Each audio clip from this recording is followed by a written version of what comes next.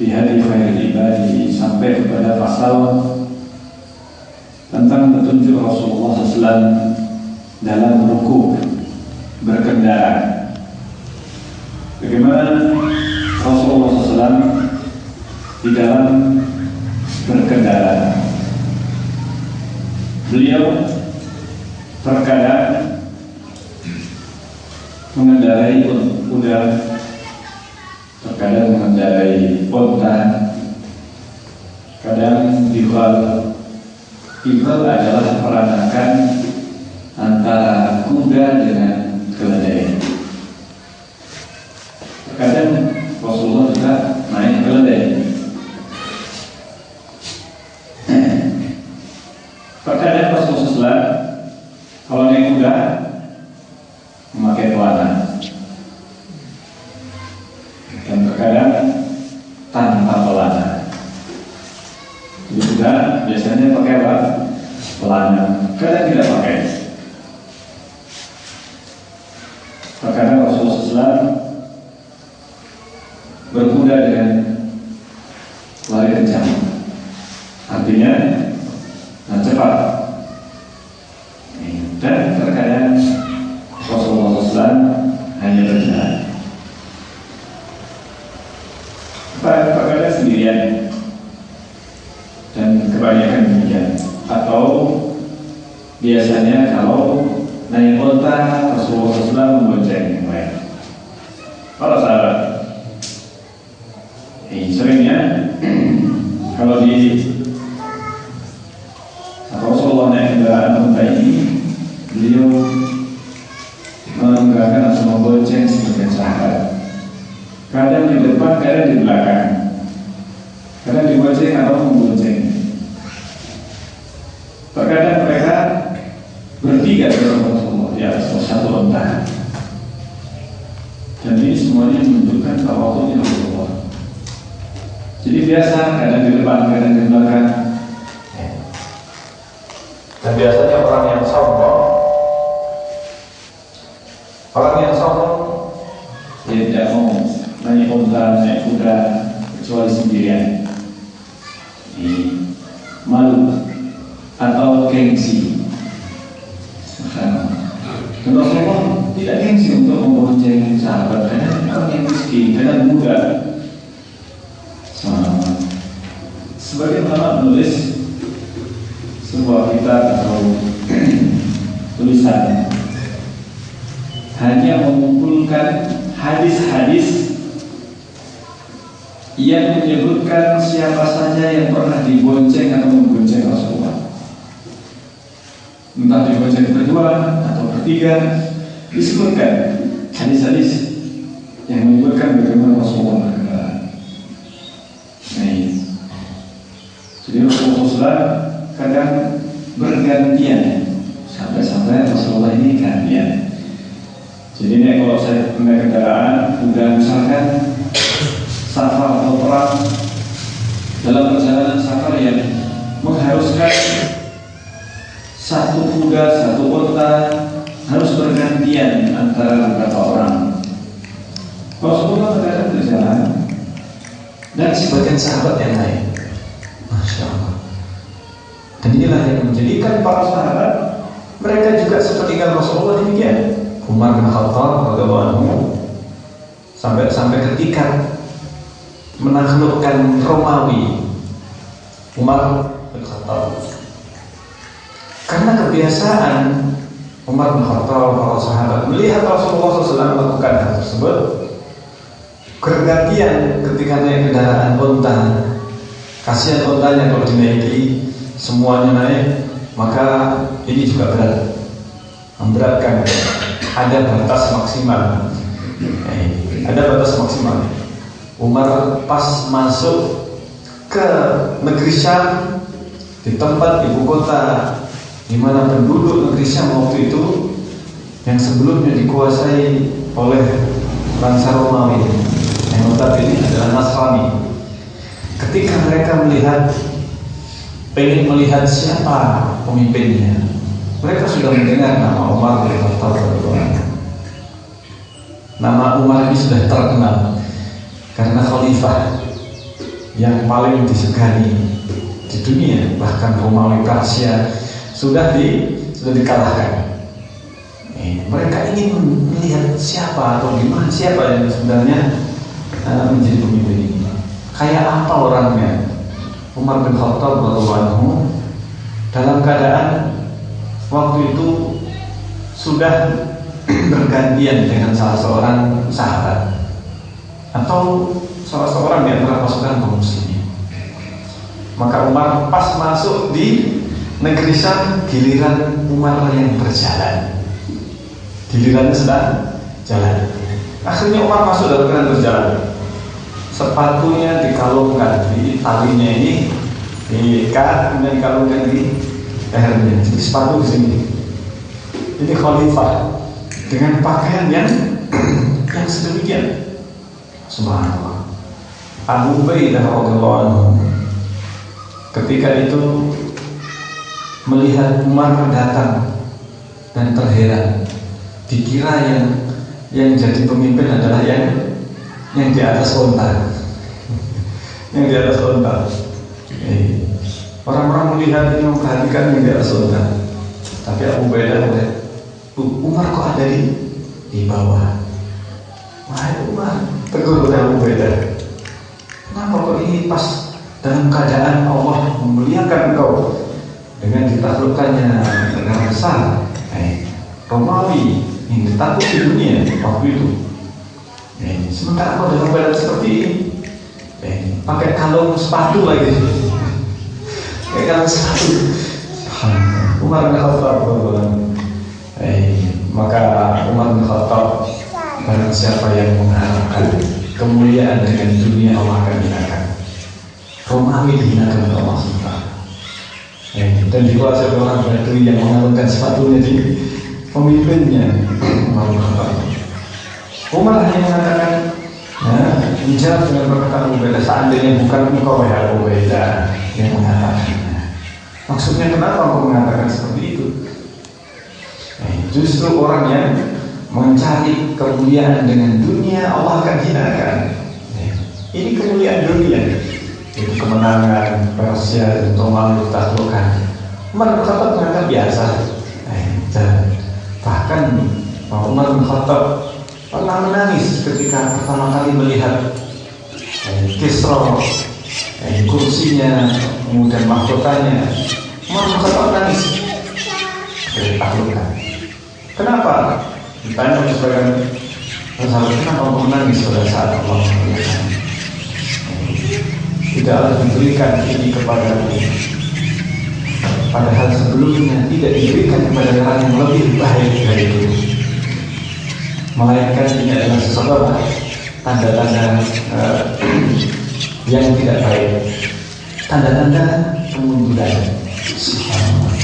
Umar bin Khattab justru pada saat ditaklukkan, dia mengingat bahwa ini bukan kemuliaan yang sebenarnya, kemuliaan Islam ketika ditaklukkan dunia.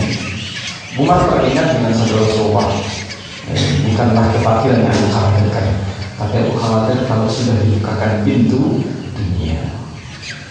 Dari sempat lebih assalamualaikum, bukan kefakiran yang aku khawatirkan ya Rasulullah, walakin lebih asyara bila terlihat waktunya dunia. Dan aku khawatirkan kalau dibukakan pintu-pintu dunia, pada nafasuha kemana nafasuha, kalian berlomba sebagaimana mereka berlomba-lomba. Atau berlikukum karena angkathum, maka berlomba-lomba itu dengan dunia akan membinasakan kalian sebagaimana hal itu telah membinasakan sebelum kalian. Subhanallah. Kembali kepada Rasulullah, teladan Umar bin Khattab dalam hal ini. Nah, ini satu hal yang biasa dilakukan Rasulullah SAW. Karena itu para sahabat menganggap hal yang biasa, bergantian, tidak gengsi. Oh, saya khalifah, saya Rasulullah seharusnya dimuliakan. Para sahabat yang paling memuliakan Rasulullah, tetapi Rasulullah SAW tidak suka untuk dimuliakan berlebihan. Rasulullah menjalani sebagaimana mereka bergiliran, ketika berkendaraan. Disebutkan terkadang Rasulullah SAW membonceng sebagian istrinya, dan kebanyakan Rasulullah itu kendaraannya adalah kuda dan unta.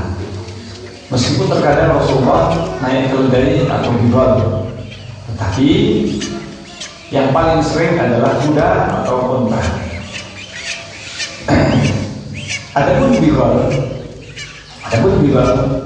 Rasulullah pernah mempunyai satu bidol, dan itu pun dihadiahkan oleh sebagian raja. Bidol ini salah satu dari hadiah seorang penguasa yang menjadi gubernur atau kepala negara bagian di bawah kekuasaan Kaisar Romawi, yaitu Farwah bin Amr al-Juzani. Jadi kabilah Juzani. Jadi seperti kedudukannya seperti Najasyi, Raja Farwah.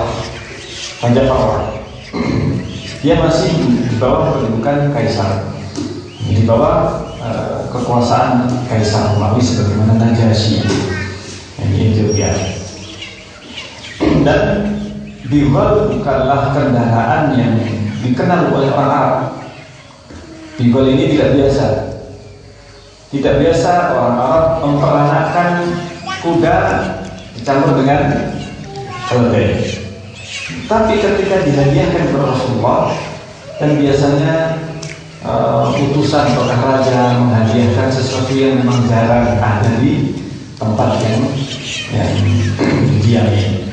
Maka ketika di Arab, di Madinah tidak ada bidol, maka dikirimkan bidol oleh raja ini. Kan? Disebutkan ketika di sebagian riwayat disebutkan dalamnya, ketika dihadiahkan kepada beliau Rasulullah bidol ini,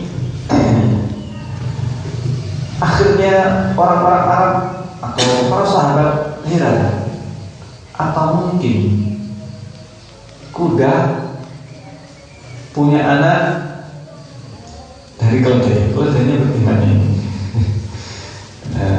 Tidak biasa. Keledai tidak berani mengawini betinanya kuda. Biasanya bidol itu ibunya adalah apa? Keledai, bukan ibunya kuda. Jadi pejantannya yang kuda. Maka disebutkan, apa bisa kuda membuatnya atau mengawini keledai? Qala innama yaf'alu dzalika alladziina laa ya'lamuun. Innama yaf'alu dzalika alladziina laa ya'lamuun. Sungguhnya yang melakukan itu adalah orang-orang yang tidak tahu, maksudnya laa ya'lamuun, tidak tahu tentang agama ini. Nah, disebutkan riwayat ini di dalam Imam Ahmad dan Musnadnya bahwa Rasulullah SAW di dalam sabda ini, dan sanadnya disebutkan hadisnya sahih, diriwayatkan dari Ali dan Abi Bakar. Disebutkan di dalam kitab Sunan Abi Dawud, beliau membuat sebuah judul bab di dalam kitabul jihad, bab karahiyah, makruh mengawinkan kuda dengan apa? Keledai. Ini dimakruhkan. Demikian juga Imam Nasai meriwayatkan di dalam sunannya, Sunan Nasai, di dalam pembahasan tentang khayl, tentang kuda, bab at-tasydid fi hamlil hamiri alal khayl. Babnya, judulnya Imam Nasai menyebutkan at-tasydid, pengingkaran Rasulullah SAW tentang hamilnya keledai dari apa? Kuda. Jadi hukum asalnya adalah tidak dilakukan. Sehingga seandainya pun dilakukan itu terpaksa. Misalkan tidak ada betina, tidak ada kuda betina, jantan semuanya, mungkin mati atau yang lainnya, lalu kemudian tidak bisa dan kekurangan kuda atau kekurangan ternak di zaman tersebut, maka kuda ini dikawinkan. Seandainya tidak ada kepentingan, maka hukum asalnya adalah dimakruhkan. Jadi ini sanadnya tentang hadis itu adalah hadis yang sahih. Makanya sampai sekarang bihol ini tidaklah banyak, jarang adanya bihol di Jazirah Arab. Sehingga bihol itu adanya di tempat-tempat yang bukan kaum muslimin, bukan kaum muslimin. Jadi ada kemakruhan, makruh hanya saja apakah makruh itu makruh tahrim ataukah makruh tanzih, maka ini ada perbedaan tentang masalah ini dalam memahami kemakruhannya. Karena Rasulullah tidaklah menyebutkan dalam hadisnya ini melarang, tetapi hanya menyebutkan yang melakukan itu orang-orang yang tidak tahu. Orang yang tidak tahu di sini maksudnya orang yang bukan muslim, karena hadiah dari orang musyrik. Pasal yang berikutnya, Rasulullah SAW setelah disebutkan pasal tentang kendaraan beliau disebutkan tentang pasal ternak beliau SAW. Ternak. Jadi Rasulullah SAW disebutkan dalam pasal ini, Rasulullah punya ternak kambing. Beliau punya 100. Karena Rasulullah SAW memiliki 100 ekor kambing. Dan beliau tidak suka lebih dari 100. Dalam sebagian riwayat 40 bahkan. Sebagian riwayat tidak lebih dari 40. Kalau 1 ekor lahir, kalau lahir 1 ekor kambing, maka Rasulullah SAW akan menyembelih 1 yang sudah besar, yang sudah tua, atau kan yang pilih yang paling tua, maka itu disembelih. Salah satunya disembelih. Kalau ada 1 lahir, maka ini yang dibiarkan hidup, dan bayinya ini. Yang sudah besar maka disembelih, dibagikan. Rasulullah SAW, Masya Allah, dibagikan. Nah, terkadang Rasulullah SAW juga memiliki para budak, artinya tidak semuanya dibebaskan. Tidak semuanya dibebaskan oleh Rasulullah SAW. Jadi Rasulullah SAW memiliki tawanan budak, terkadang membeli, kadang dibebaskan. Dan apa yang dibebaskan Rasulullah dari kalangan laki-laki, artinya budak laki-laki, lebih banyak daripada yang dibebaskan dari kalangan budak wanita. Karena laki-laki bisa mandiri, sementara budak wanita kalau dibebaskan, maka sudah bukan lagi tanggungan majikan yang membebaskannya, hidup sendiri, bekerja sendiri. Kecuali kalau seandainya dinikahkan atau dikawinkan, sebagaimana yang dilakukan oleh Rasulullah terhadap Ummu Aiman, dinikahkan dengan Zaid bin Harithah. Akhirnya lahirlah Usama Zaid. Jadi bebas oleh Rasulullah SAW, tapi dinikahkan. Dinikahkan oleh Rasulullah SAW. Sehingga tidaklah Rasulullah SAW membebaskan budak wanita kecuali ada tanggung jawab ada di Rasulullah SAW. Masih diberikan oleh Rasulullah SAW semata untuk mencarikan suami, mencarikan nafkahnya.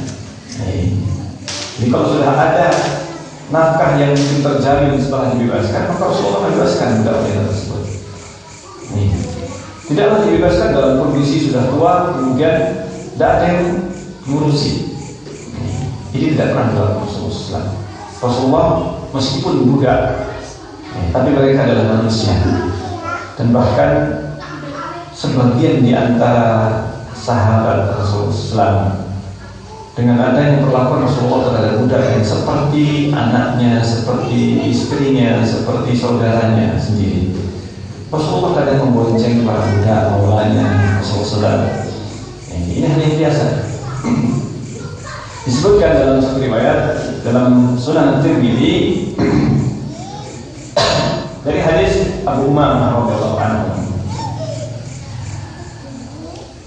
dan yang lain dari Nabi SAW.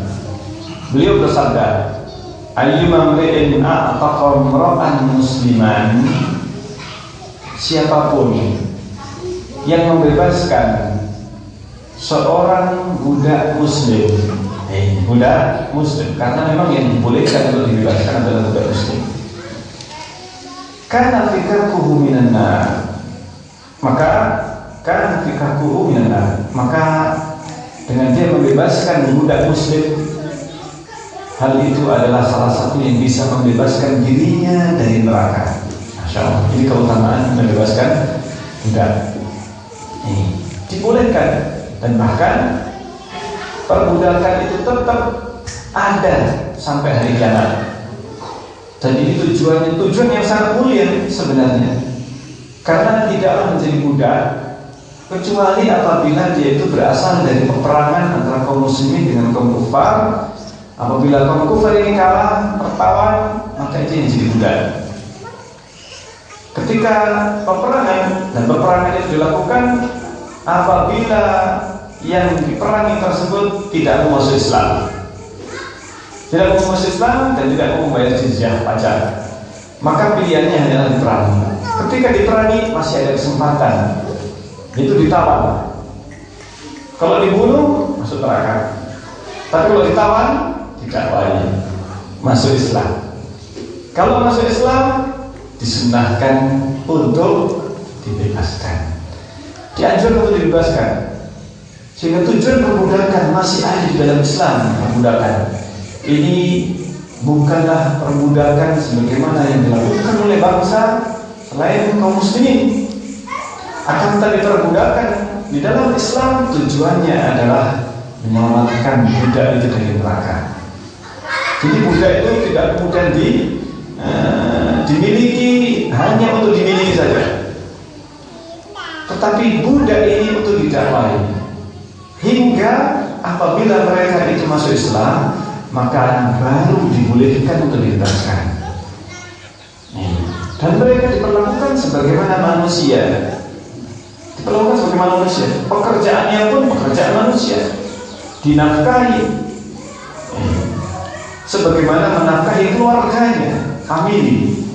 Makanya budak yang dibebaskan kedudukannya seperti nasab,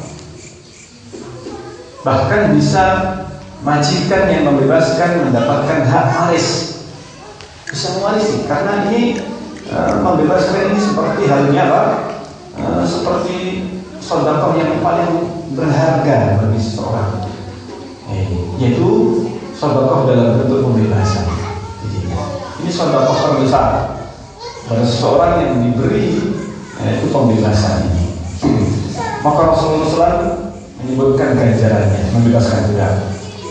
Yujzi'u kullu adwaini minhuma adwan minhu. Nabi kullu adwan minhu adwan minhu. Yujzi'u kullu adwan minhu adwan minhu. Setiap anggota tubuhnya yang dibebaskan, budak yang dibebaskan ini akan membebaskan setiap bagian tubuh orang yang membebaskan dari neraka. Masya Allah, satu kali membebaskan budak, satu budak ini ganjarannya bisa menembus untuk membebaskan dari neraka. Ini jika dilakukan dengan ikhlas,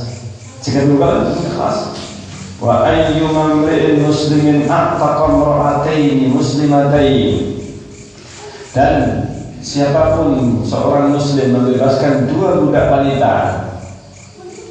wanita muslimah, kana tafikahu minan nar, maka keduanya akan membebaskan dirinya dari neraka.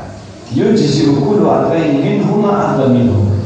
Dua bagian tubuh wanita itu maka membebaskan satu bagian tubuh dirinya. Nilainya wanita di sini apa? Adalah setengahnya. Jika dibebaskan. Jadi hadisnya adalah hadis yang sahih dan diriwayatkan oleh Imam Tirmidzi dan juga yang lainnya, yang juga disebutkan bukan hanya dari Abu Umamah, tapi dari Abu Hurairah radhiyallahu anhu dan yang lainnya, Ka'ab bin Murrah. Di dalam riwayat Abu Hurairah disebutkan dengan lafaz ayyuma muslimin a'taqa ra'an musliman istanqadhahu Allahu minan nar. Siapapun muslim yang membebaskan budak muslim laki-laki, Allah akan menyelamatkannya dari neraka. Setiap anggota tubuhnya menyelamatkan anggota tubuh yang membebaskannya. Sehingga hadis ini meskipun sebagian di antaranya ada kelemahan, tetapi seluruhan itu adalah hadis yang sahih. Dan ini menunjukkan membebaskan budak laki-laki lebih apa? Lebih afdal. Budak laki-laki lebih afdal. Dan sebanding dengan dua budak wanita. Nah, membebaskan budak laki-laki sebanding dengan membebaskan budak wanita. Karena itu kebanyakan yang dibebaskan Rasulullah adalah laki-laki. Ada budak wanita, maka Rasulullah SAW membebaskan apabila budak wanita tersebut bisa terjamin nafkahnya. Masya Allah. Jadi nafkahnya maka dibebaskan Rasulullah SAW. Ummah tadi.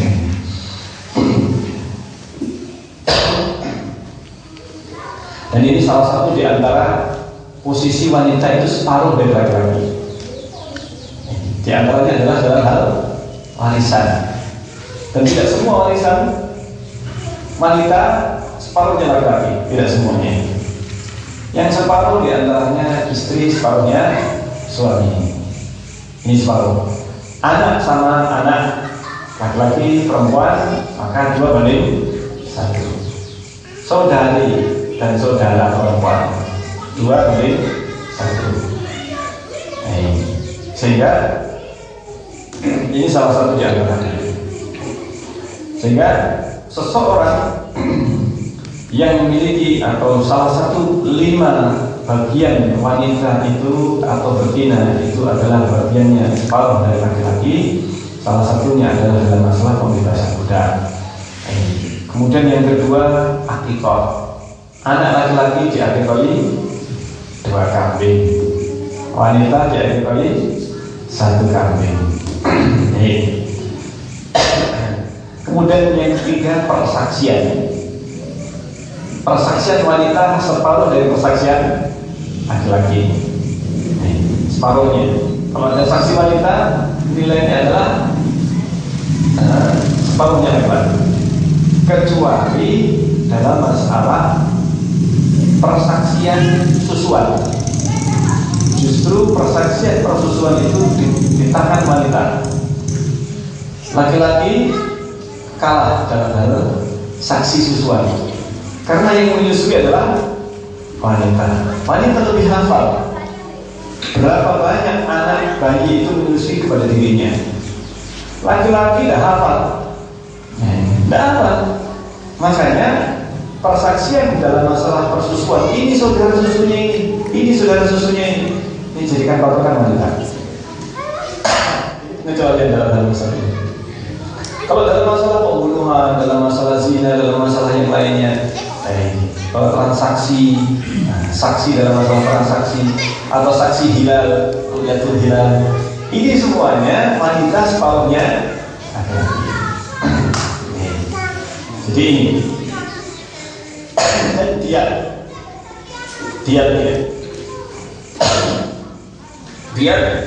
ini juga wanita separuhnya laki-laki. Ini 5 tempat di mana kedudukan wanita itu separuh dari laki-laki. Kecuali dalam beberapa tempat yang disebutkan. Warisan pun tidak semuanya. Saudara seibu dan saudari seibu kedudukannya sama. Tidak 2:1. Saudara seibu dan saudari seibu.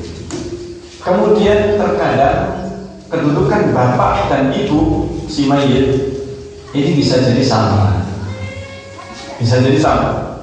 Bapaknya dan ibunya. Bapak 1/6, ibu 1/6. Bapak 1/6, ibu 1/6. Si mayit itu bapaknya dan ibunya si mayit mendapatkan bagian sama antara ibu dan bapak dalam beberapa kondisi. Sebagian kondisi bapak lebih banyak, Tidak semua warisan itu tidak semuanya mesti apa? Separuh. Ada pembahasan tentang masalah ini. Nah, berikutnya pasal yang selanjutnya tentang jual beli Rasulullah. Jual beli Rasulullah SAW. Ada mungkin yang bertanya atau yang mempertanyakan, kenapa kita membahas dan kenapa Ibnu Qayyim membahas masalah yang kelihatannya sepele, masalah kendaraan, masalah budak Rasulullah SAW, masalah pakaiannya, minumannya Rasulullah, makanannya. Apa sebenarnya faedah bagi kita? Di dalam petunjuk Rasulullah, di dalamnya yang sekecil-kecilnya ini menunjukkan kesempurnaan Islam dan keindahan Islam, bahwa Islam ini mengatur segala hal. Sampai masalah sandal pun disebutkan tidak terluput dari para sahabat. Sampai melepas sandal, bukan hanya sandalnya tapi apa? Memakai melepasnya. Ini pun ada pembahasan dan disebutkan oleh para sahabat. Kalau perkara-perkara yang sekecil itu saja demikian perhatian para sahabat, maka tidak mungkin perkara yang besar itu luput dari pembahasan dalam Islam. Termasuk di antaranya kenegaraan. Ada yang mengatakan Islam itu tidak mengatur masalah negara, itu urusan manusia. Urusan manusia. Ini tidak benar. Islam mengatur masalah hubungan pemimpin kepala negara dengan rakyatnya. Kewajiban pemimpin, kewajiban kepala negara, kewajiban rakyat, ini sudah diatur di dalam Islam.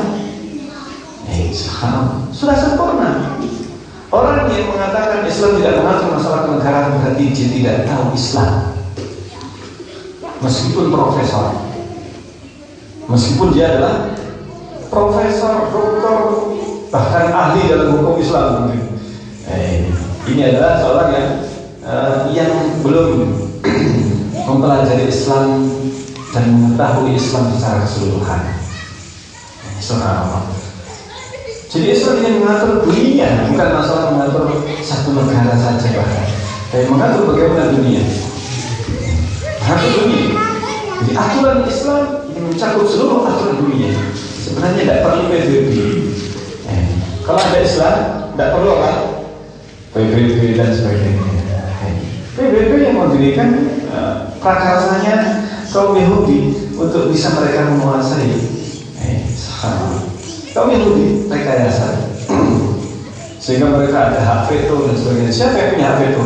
Bukan kaum muslimin, tapi kaum kufar. Kaum kufar, Cina, Rusia, Soviet, Amerika, mana lagi? India punya? Enggak. Sepak dunia pada waktu itu, Cina ini punya hak veto. Tidak ada satu negara Islam yang punya hak itu. Subhanallah. Nah, inilah yang menunjukkan bahwa Islam ini sebenarnya mengatur seluruh dunia. Dan ketika diatur oleh Islam, maka kemakmuran di zaman para sahabat waktu itu dan di zaman kejayaan Islam dan kaum muslimin. Nah, disebutkan dalam cerita Rasulullah SAW. Dan biasa Rasulullah SAW sebagaimana manusia melakukan transaksi jual beli.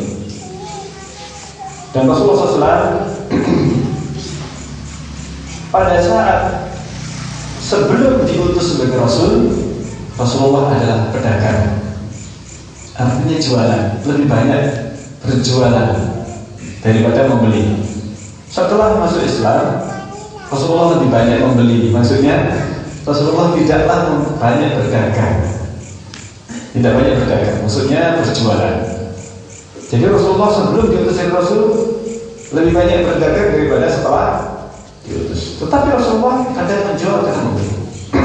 Lebih banyak Rasulullah membeli daripada menjual. Setelah Rasulullah diutus sebagai Rasul, Rasulullah lebih banyak bersedekah dan menjual. Tapi mensedekahkan. Ini kelebihan Rasulullah SAW. Sebelum diutus Rasulullah jual, bahkan sejak menikah dengan Khadijah, sebelum menikah dengan Khadijah, Rasulullah ini menjualkan dagangan Khadijah sampai menjadi istri Rasulullah SAW. Khadijah kemudian menyerahkan hartanya kepada Rasulullah dan Rasulullah berdagang hingga diutus menjadi Rasul. Dan sebelum diutus menjadi Rasul, Rasulullah SAW sudah mulai banyak meninggalkan perdagangan. Usia 40 tahun ini meninggalkan banyak perdagangan sampai Rasulullah setengah tahun sebelum diwahyukan kepada beliau. Rasulullah lebih banyak bertahanus di Gua Hira, karena selama 6 bulan berturut-turut sampai diturunkan wahyu pertama, setiap bermimpi Rasulullah di malam hari, besok pagi atau besoknya terjadi. Ini awal turunnya wahyu. Sebelum turunnya wahyu diawali dengan mimpi yang benar. Nah, demikian juga Rasulullah SAW setelah hijrah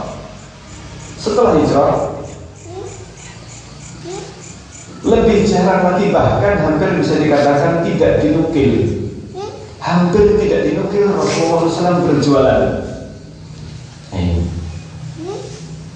Dan kebanyakan bahkan yang dinukil bahwa Rasulullah menjual, bukan menjual untuk diri beliau, tapi menjualkan untuk orang lain. Siapa yang mau membeli ini? Rasulullah menjualkan seseorang yang mungkin tidak laku, yang jualannya Rasulullah bantu, Rasulullah menjualkan, kemudian hasilnya Rasulullah tidak mengambil. Masya Allah. Ini yang sangat menunjukkan kebesaran dan keagungan Rasulullah SAW. Rasulullah SAW kalau seandainya dikatakan rezekinya di bawah bayang-bayang senjatanya, tombak Rasulullah SAW. Artinya seandainya Rasulullah SAW mau, Rasulullah paling kaya dari seluruh pedagang, meskipun Rasulullah tidak berdagang, karena 1/5 dari 1/5 ghanimah itu khusus untuk pribadi Rasulullah SAW. Pribadi, bukan untuk Baitul Mal. Jadi Baitul Mal, ghanimah 1/5 dari ghanimah itu masuk ke Baitul Mal, atau masuk ke dalam kas negara. 1/5-nya itu 1/5 dari kas ini, dari ghanimah ini, 1/5 dari khumus itu untuk Rasulullah. Jadi 4%, 1/25, jadi 4% dari seluruh rampasan perang sesuatu negeri yang ditaklukkan, itu haknya Rasulullah SAW. Yang lainnya 4/5 dari seluruh ghanimah itu dibagikan kepada seluruh peserta perang jihad sebenarnya, seluruh peserta jihad. Jadi bagiannya sebenarnya Rasulullah paling besar. Seandainya Rasulullah mau, tetapi tidaklah Rasulullah mendapatkan bagian ghanimah itu, melainkan Rasulullah SAW mensedekahkannya, membagikannya.